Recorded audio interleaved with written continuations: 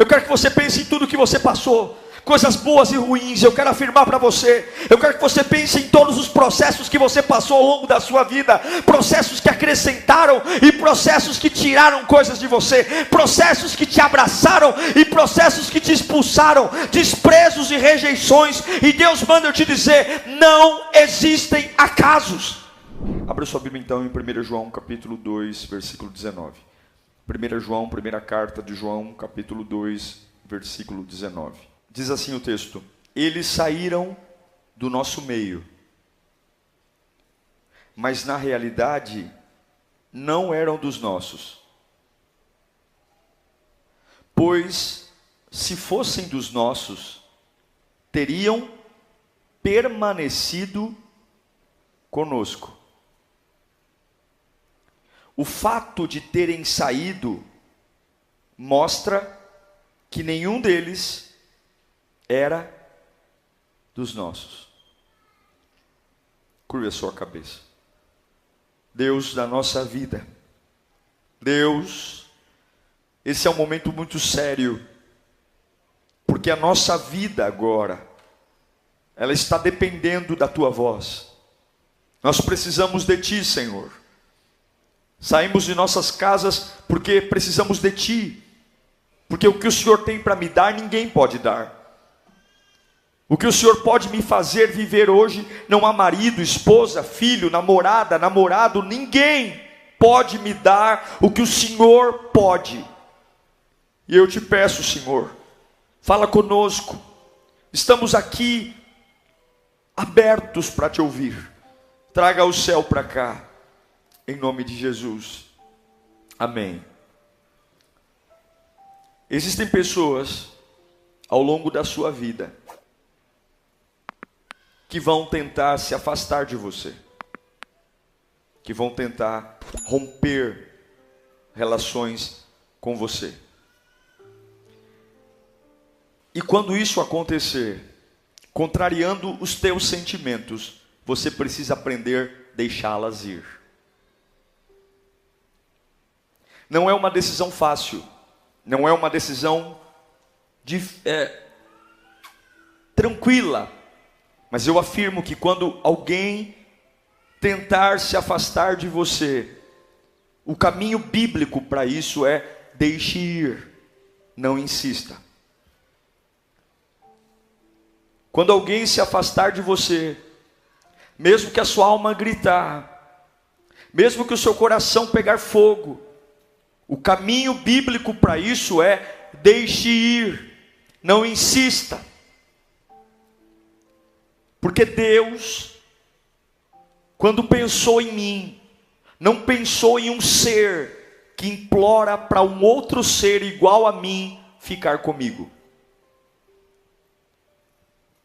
Deus não te fez para que você implore por amor, implore por atenção, implore para que se preocupem com você, desesperadamente tenso, porque querem que te vejam.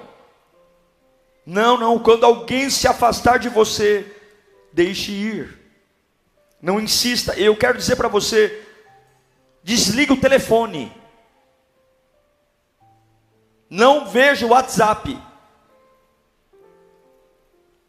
não leia e-mails. Quem se afastar de você, deixe ir, não insista.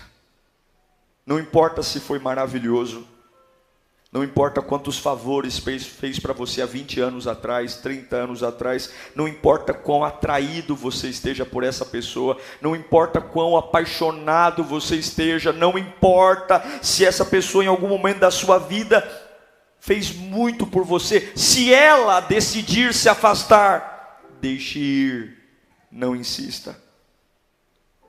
Por quê, pastor? Porque o seu destino, segundo 1 João, não está amarrado a pessoas que te deixam. O seu destino não está preso a pessoas que te deixam.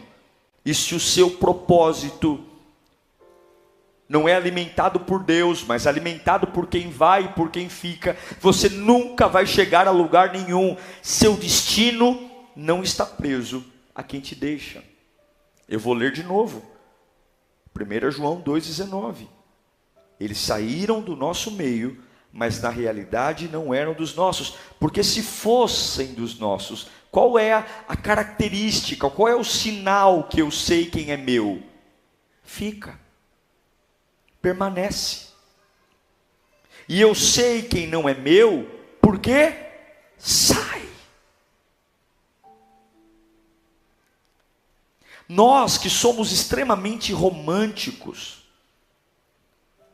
temos dificuldade porque para nós finais são sempre trágicos. Nós sabemos começar, mas não sabemos encerrar, porque todo fim para nós é trágico, é ruim. Mas qual é o problema de tentar segurar quem quer me deixar? Quando alguém não está mais ligado a você, quando essa pessoa não quer mais estar com você, para você mantê-la perto de você, você vai se tornar uma pessoa insuportavelmente pegajosa. Insuportavelmente, isso vai ser o foco da sua vida.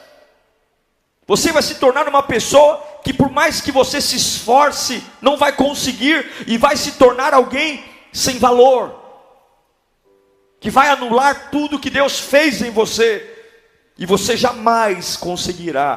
Pode segurar 1 mês, 2 meses, 1 ano, mas eu digo a você, você jamais vai conseguir segurar alguém que quer te deixar. Você só vai adiar o inevitável. O nosso grande desafio, irmãos, é entender que ciclos acabam. Ciclos acabam. Durante muito tempo eu vi pastores não abençoando membros de suas igrejas quando querem mudar de igrejas. E o pastor diz: não, você não vai sair daqui. Eu te amaldiçoo se você sair daqui. Porque eu entendo que eu não sou necessariamente, não vou congregar na mesma igreja a vida inteira. Eu entendo que tem ciclos de amizade que se acabam. Porque nós construímos uma vida baseado nas relações humanas e não nas relações celestes. A gente está mais preocupado em manter pessoas do que a presença de Deus. E queira você ou não, as pessoas mudam, gente. Queira você ou não, as pessoas se alteram. As pessoas passam a ter desejos diferentes, objetivos diferentes. Mas mesmo sabendo disso, nós entregamos a nossa cabeça a pessoas que nós sabemos que vão mudar.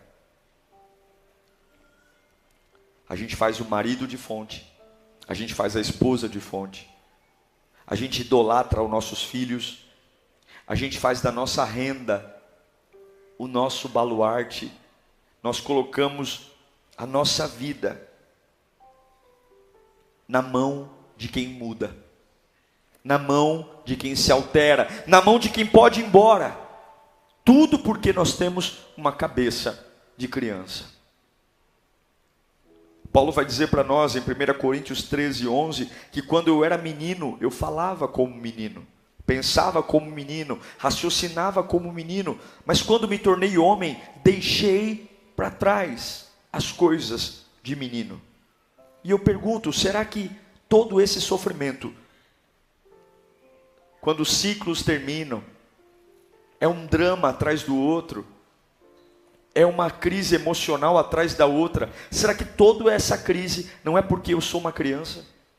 Que apesar de barba, apesar de pés de galinha, apesar de maturidade, apesar de ter um bom emprego, mas será que dentro da minha cabeça não rege a minha vida um sistema infantil, um corpo de adulto, mas um sistema de criança?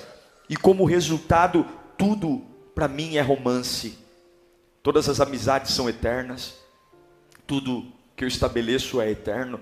Como que eu posso fazer de alguém que tem hora e validade para acabar eterno? E nós condicionamos a nossa relação com Deus com a relação que temos com as pessoas.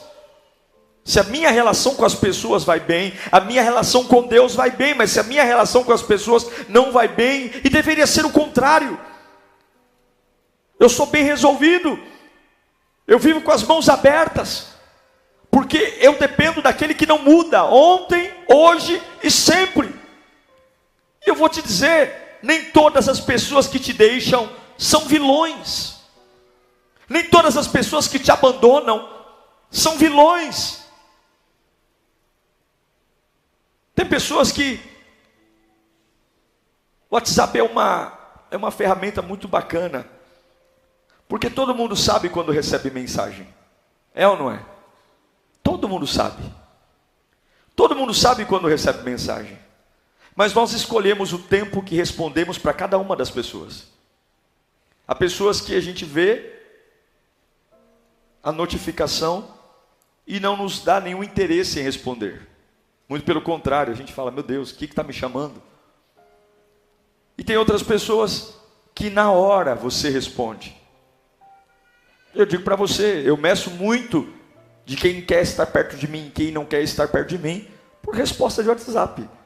Quem demora 10 dias para responder uma mensagem minha, sem sombra de dúvida, não tem nenhuma vontade de estar perto de mim. Não tem nenhuma vontade de falar comigo. E depois vai dizer, me desculpe, eu estou muito ocupado. Mentira. São desculpas que todo mundo dá para dizer, você não é importante para mim. A verdade é que não tem nada de errado nisso.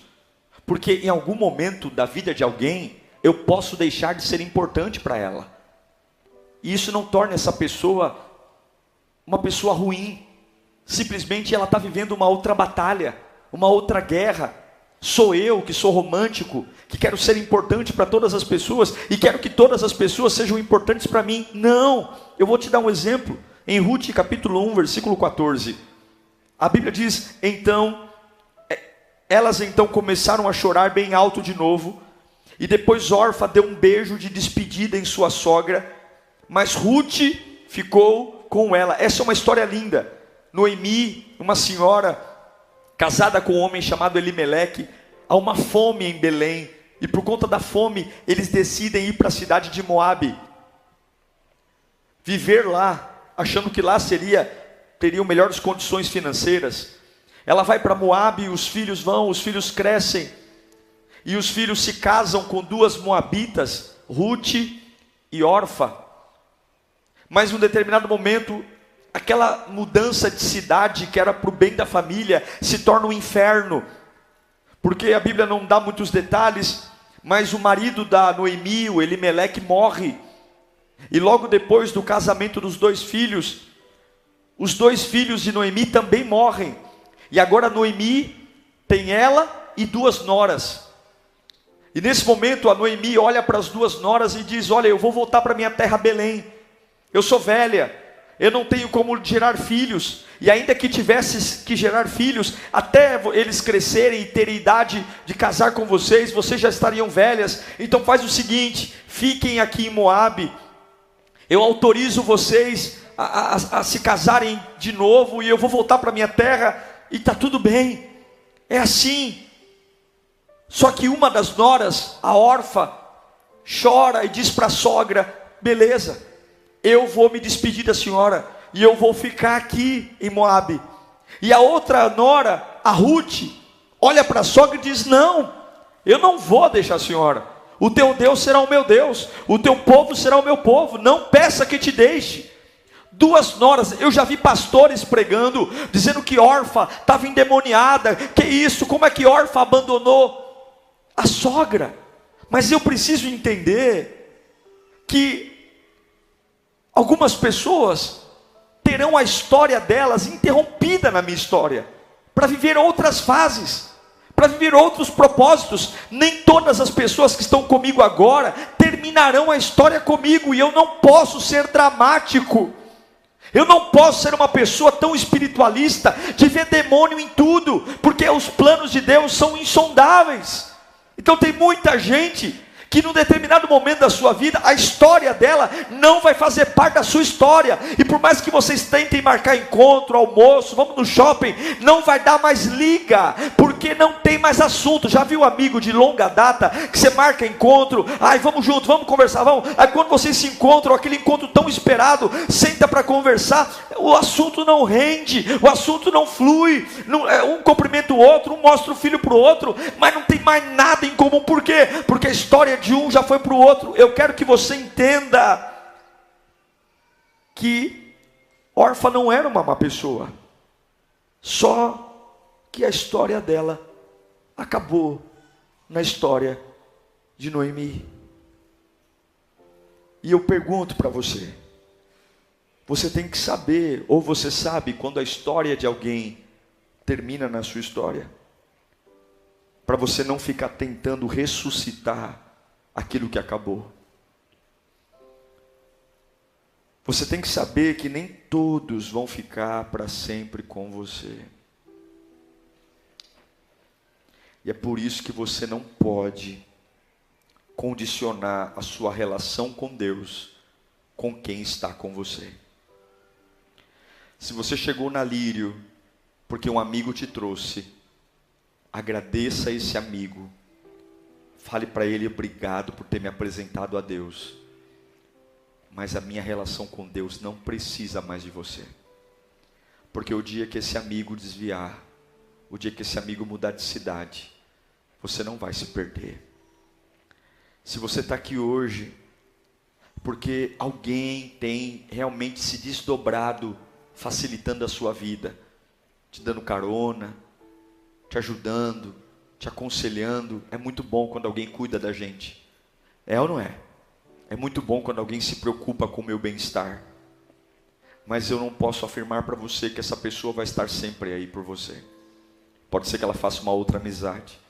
Pode ser que ela perca o interesse. Você tem que entender que o que você sente é uma coisa e o que você tem que fazer é outra. E a sua relação com Deus não pode estar preso a pessoas, porque pessoas mudam. Fala comigo, pessoas mudam. É por isso que Paulo fala em Romanos 12:1. Rogo-vos, pois, irmãos, pela compaixão de Deus, que apresenteis os vossos corpos em sacrifício vivo, santo e agradável a Deus, que é o vosso culto racional. O que Paulo está falando? O que é sacrifício vivo? O que é culto racional? É entender que eu não posso ter uma relação com Deus de sentimento, é razão.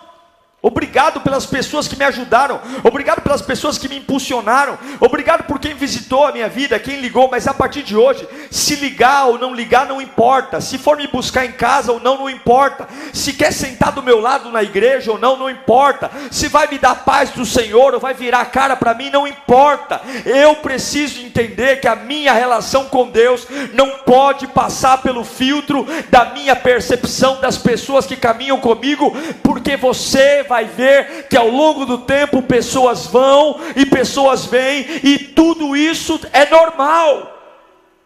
É normal. É a vida. São cabeças, são decisões. E você não vai morrer de saudade de ninguém. Você morre sem Deus. Você não vai morrer de amor por alguém. Você morre sem Deus. Você não vai morrer de solidão, você morre sem Deus. Você não vai morrer de ciúmes, você morre sem Deus. Você não vai morrer de angústia, você morre sem Deus. Você não vai morrer porque agora ele se apaixonou por outra. Você vai morrer se qualquer movimento humano afetar a sua relação com Deus. Aí você morre. Aí você quebra. Levanta a sua mão. A sua suficiência vem do alto. Você não é de cristal. A sua suficiência vem de Deus. É o Senhor que te trouxe até aqui. A sua suficiência vem do alto. Fala comigo, a minha suficiência vem do alto. Pode abaixar suas mãos.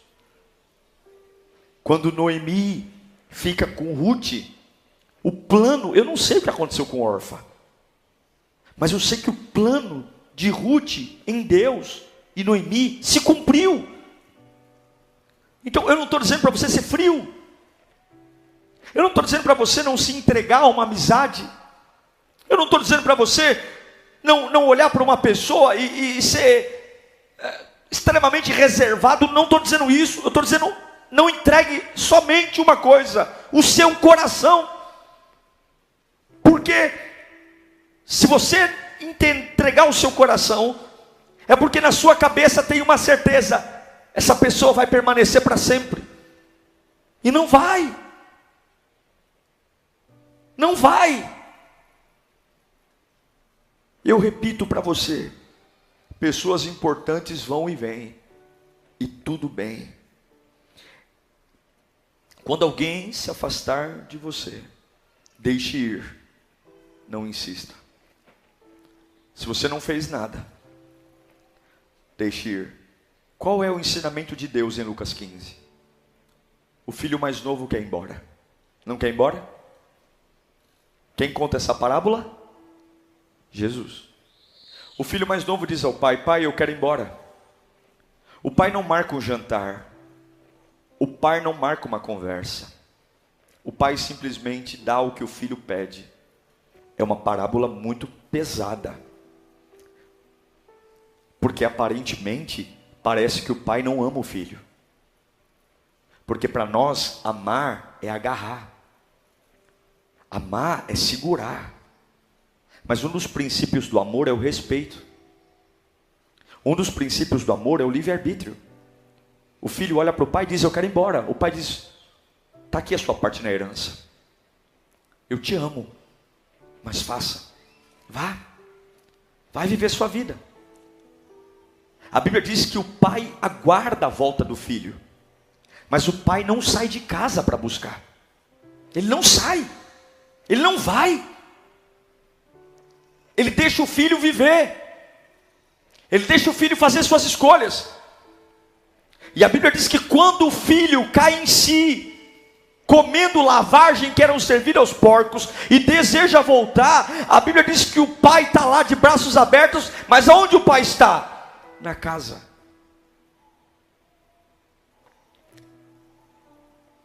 Um pintinho tem 21 dias para sair da casca do ovo. Se em 21 dias esse pintinho não sair da casca do ovo, o mesmo lugar que o sustentou, alimentou, aqueceu, protegeu, vai matá-lo. Se em 21 dias ele não romper a casca, ele morre dentro do ovo. Quando você segura alguém, você passa de um tempo de harmonia, amor, para um tempo de artificialidade. Eu quero dar um exemplo para você, para a gente caminhar para o fim, de alguém que sabia terminar. Esse homem foi chamado de homem segundo o coração de Deus. Abra sua Bíblia comigo em 2 Samuel capítulo 12, se você tem Bíblia, senão você acompanha aqui no projetor. 2 Samuel capítulo 12, versículo 15. Diz assim: o Senhor fez adoecer o filho que a mulher de Urias dera a Davi. E Davi implorou a Deus em favor da criança. Ele jejuou e, entrando em casa, passou a noite deitado no chão. Os oficiais do palácio tentaram fazê-lo levantar-se do chão, mas ele não quis, recusou comer. 7 dias depois, a criança morreu. Os conselheiros de Davi estavam com medo de dizer-lhe que a criança estava morta e comentavam: enquanto a criança ainda estava viva, falamos com ele e ele não quis escutar-nos. Como vamos dizer-lhe que a criança morreu? Ele poderá cometer uma loucura. Davi, percebendo que seus conselheiros cochichavam entre si, compreendeu que a criança estava morta e perguntou: a criança morreu? Sim, morreu, responderam eles. Então Davi levantou do chão, lavou-se, perfumou-se, trocou de roupa, depois entrou no santuário do Senhor e adorou. E voltando ao palácio, pediu que lhe preparasse uma refeição e comeu. Seus conselheiros lhe perguntaram: por que ages assim? Enquanto a criança estava viva, jejuaste, choraste, Mas agora que a criança está morta, te levantas e comes. E ele respondeu: enquanto a criança ainda estava viva, jejuei e chorei. Eu pensava, quem sabe, talvez o Senhor tenha misericórdia de mim e me deixe a criança viver. Mas agora que ela morreu, por que deveria jejuar? Poderia eu trazer de volta a vida? Eu irei até ela, mas ela não voltará para mim. Davi comete um pecado. Ele comete adultério. Ele deixa de ir para a batalha para ficar em casa descansando. Cuidado quando você tira férias. Ninguém tira férias da presença de Deus.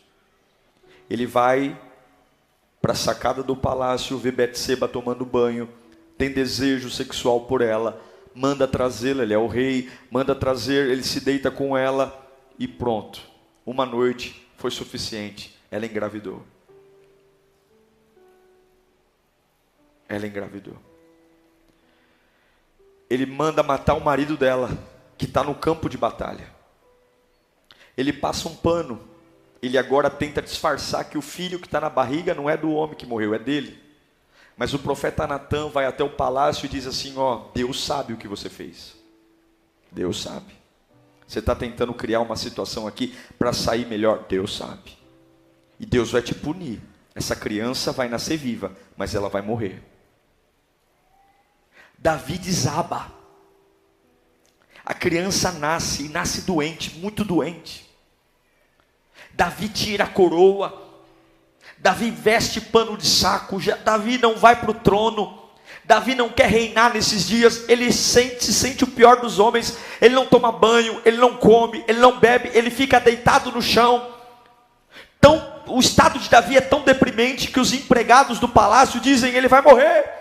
Ele vai morrer, ele está em depressão, ele vai morrer. Ele não come, ele não bebe, ele não toma banho. Ele está deitado no chão há 7 dias. Ele não faz nada. E Davi dizendo: cura o meu filho, Senhor, cura o meu filho, Senhor, cura o meu filho. Mas Deus disse que ia morrer. Quando Deus diz, meu irmão, não adianta lutar contra o que Deus diz. A criança morre. E quando a criança morre, os empregados da casa, que são os primeiros a perceber, entram em crise, porque eles falam assim: se enquanto a criança estava viva, ele estava quase morrendo de depressão, se eu contar que a criança morreu, ele vai pular da janela, ele vai se matar. Eles não contam para Davi. Davi os ouve cochichando, e aí Davi vai e pergunta: morreu? Meu filho morreu? E aí eles dizem: sim, Senhor, morreu. Surpreendentemente, olha isso, gente.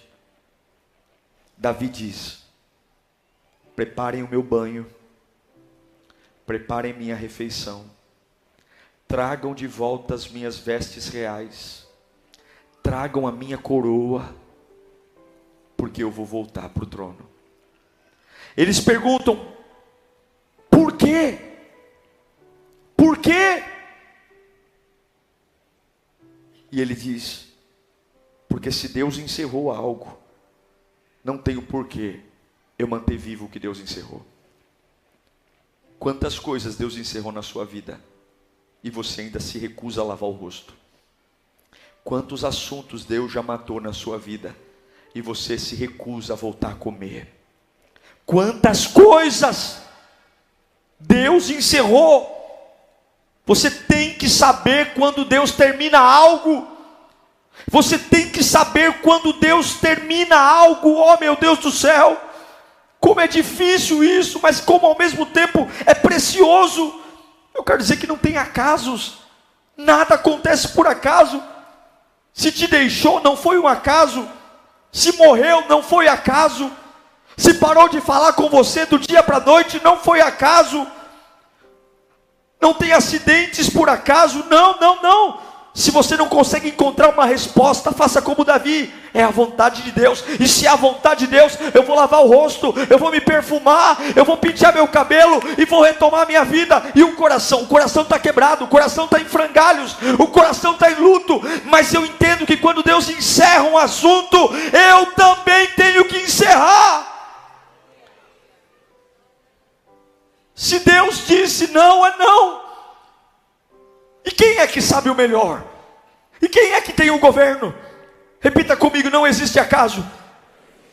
Eu quero que você pense em tudo que você passou, coisas boas e ruins. Eu quero afirmar para você, eu quero que você pense em todos os processos que você passou ao longo da sua vida, processos que acrescentaram e processos que tiraram coisas de você, processos que te abraçaram e processos que te expulsaram, desprezos e rejeições. E Deus manda eu te dizer: não existem acasos. Não existe. De alguma forma, tudo isso contribui para algo que Deus está fazendo. É o que Paulo fala em Filipenses 4,12. Eu sei o que é passar necessidade e sei o que é ter fatura. Aprendi o segredo de viver contente em toda e qualquer outra situação, seja bem alimentado, ou seja com fome, tendo muito ou passando necessidade. Eu quero que você entenda uma coisa: independentemente do que aconteça, não existe acaso.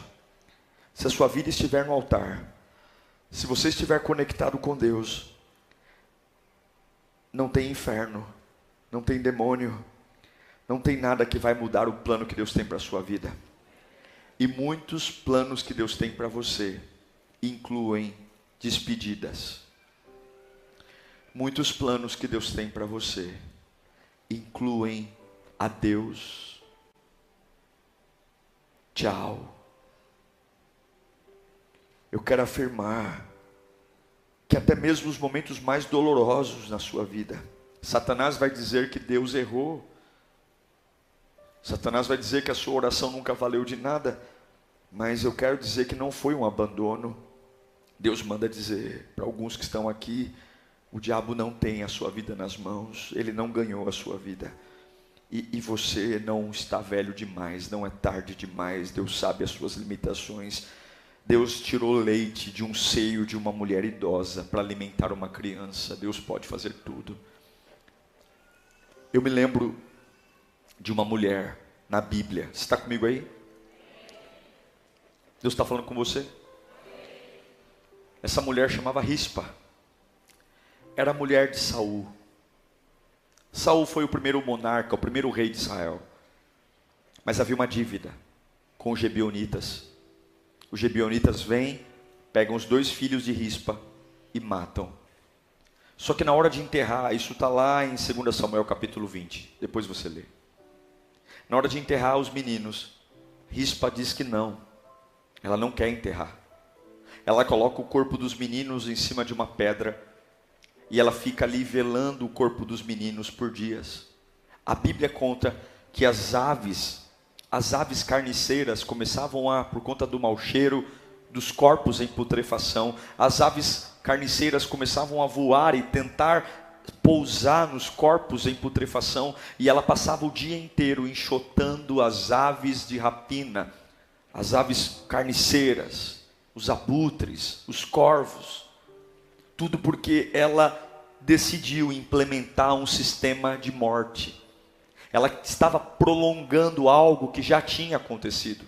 Eles já estavam mortos, não havia mais o que fazer, mas ela estava dando continuidade a algo morto.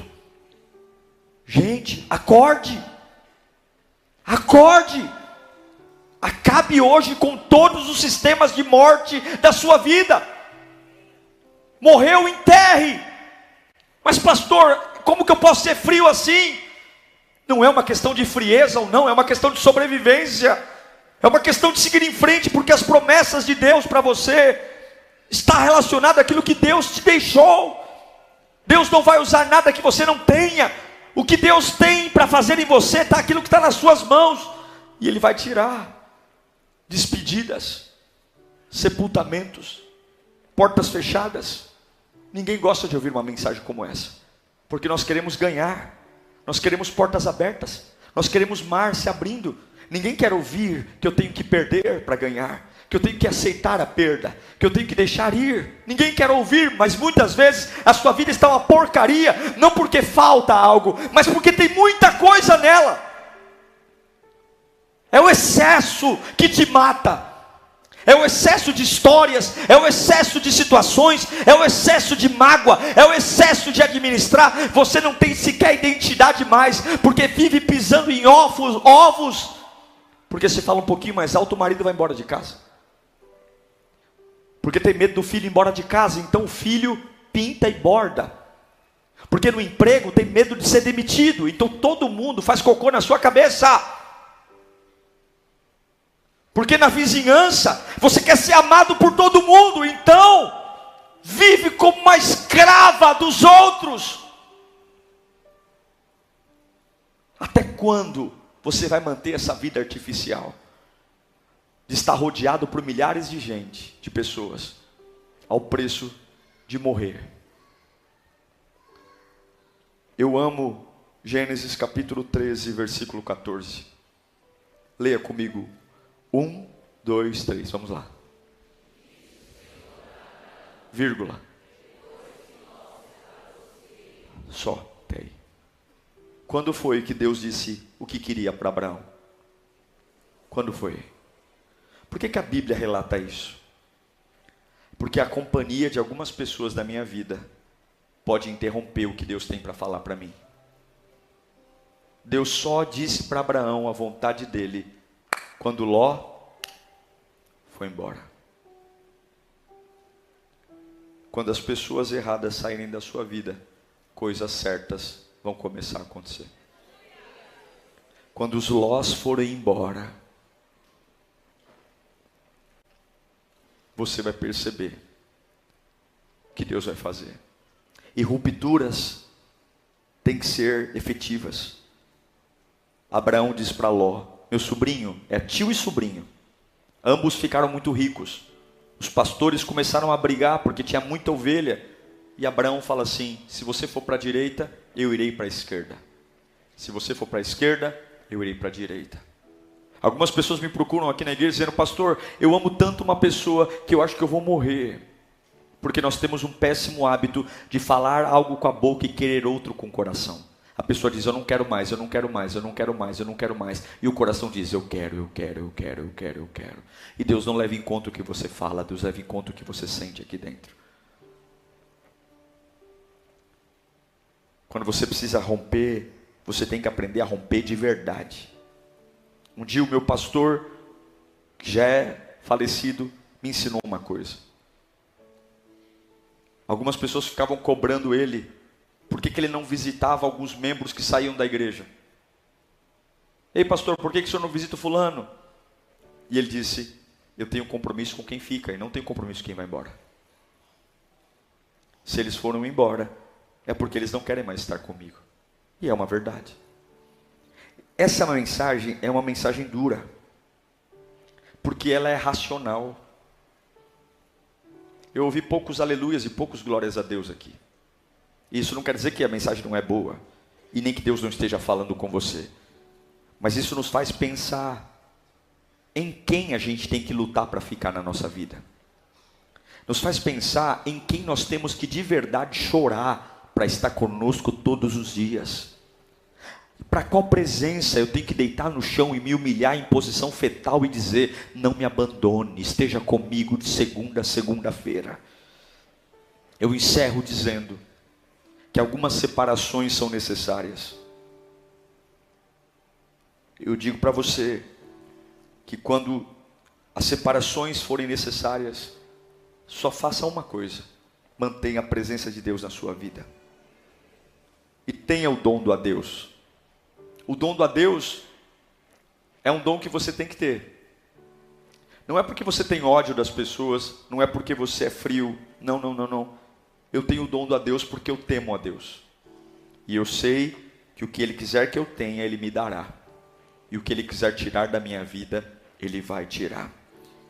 Pare de implorar que as pessoas fiquem com você. Pare de implorar que te amem. Pare de implorar que te valorizem. Deixe ir. Não insista. Uma vez eu fiz uma ilustração com o microfone, hoje eu vou fazer com a caneca. Essa caneca está na minha mão, porque eu estou segurando ela. Sim ou não? Sim. Se eu abrir as minhas mãos, o que acontece com a caneca? Ela cai. Se eu abrir as minhas mãos e a caneca não cair, isso tem um nome, não tem? Qual é o nome que isso tem? Se eu abrir minha mão e a caneca não cair, qual é o nome que isso tem? Milagre. Se eu abrir a minha mão e ela ficar, isso chama-se milagre. Viva com as mãos abertas. E quem ficar, você vai saber que é um milagre. Deixe que as pessoas que fiquem com você, fiquem porque você está com as mãos abertas. Eu não seguro ninguém. Eu amo Deus. Olhe para mim para a gente orar. Ele faz o jardim do Éden. Sim ou não? Tudo perfeito. Tudo maravilhoso. Árvores, animais, peixes. Tudo lindo. Põe Adão e Eva. Tudo perfeito. Só que ele coloca uma árvore lá. A árvore do conhecimento. A árvore do bem e do mal. E aquela árvore, se eles comessem, eles morreriam. Aí você diz para mim, que Deus confuso. Se Deus os ama, por que Deus colocou uma árvore ruim lá, no meio de milhares de outras árvores? Porque se você mantém uma pessoa na sua vida sem mostrar para ela a porta de saída, ela não é sua convidada, ela é sua prisioneira. Todas as pessoas que convivem com você precisam entender que a porta de saída está ali. E a hora que elas quiserem ir embora, elas podem ir.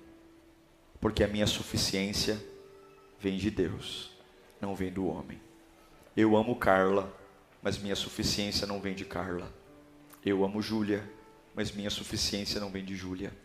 Se uma das duas me deixar, eu vou chorar muito, eu vou sofrer muito, mas eu não vou morrer por causa delas. Eu não vou para o inferno por causa delas. Eu não vou. A minha salvação, a salvação da Carla e a salvação da Júlia não vale a minha condenação. Eu as amo num nível normal, mas o meu coração pertence ao Senhor. E eu quero que você hoje, que está sofrendo por pessoas, feche os seus olhos agora. Renove a sua aliança com Deus. Entregue o seu coração ao Senhor. Não tem que amar ninguém mais do que a pessoa merece ser amada. Não é para ser frio, calculista, indiferente, não. Mas eu preciso entender que eu não vou viver para alguém. Eu vou viver para Deus. Minha mãe me conta que uma vez meu pai, ela nova convertida, fecha os olhos. O meu pai encostou minha mãe na parede, eles já eram casados. E meu pai disse à minha mãe, você precisa fazer uma escolha. Eu não quero mais que você vá à igreja. Eu não quero mais. Você vai escolher entre o seu Deus e eu. E minha mãe olhou para o meu pai e disse, eu não vou escolher nada. Você já está fazendo uma escolha. Pode ir embora. Pode ir embora. Porque eu não vou escolher você em relação ao meu Deus. Pai, eu oro agora. Eu oro para que os nossos olhos se abram. Eu oro, Senhor, para que toda essa humilhação, nós somos teus filhos. Nós somos teus filhos. Como podemos ser tão frágeis? Como podemos ser tão sensíveis assim? Como podemos entregar o nosso coração para quem muda? Oh Deus, nós vamos amar nossa família, claro que vamos. Nós vamos amar nossos amigos, nós vamos amar as pessoas que estão ao nosso lado, nós vamos tratar todo mundo com respeito, vamos. Mas o meu coração é só teu, é só teu. E eu quero dizer que aqueles que querem me deixar, eu não vou morrer, eu não vou quebrar, eu não vou. O choro pode até durar uma noite, 12 horas, mas o meu coração vem de ti, Senhor.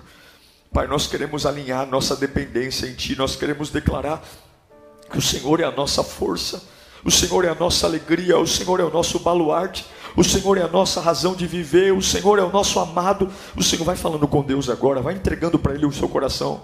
Vai dizendo: Senhor, eu só dependo de Ti, meu Pai.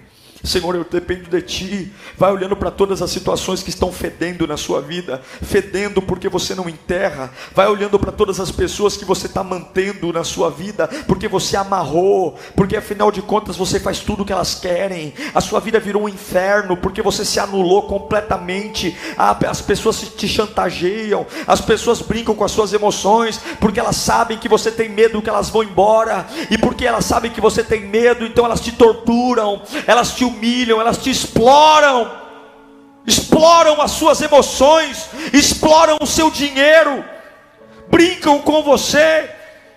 E quantas vezes você vai deitar e ao invés de fazer uma oração de agradecimento, você fica em posição fetal, pedindo a Deus que te dê força, porque se Ele for embora eu morro, se ela for embora eu morro, eu não sei viver sem Ele, eu não sei viver sem ela. Quando a sua oração devia ser: eu não sei viver sem a Tua presença, meu Deus, eu não sei viver sem a Tua força.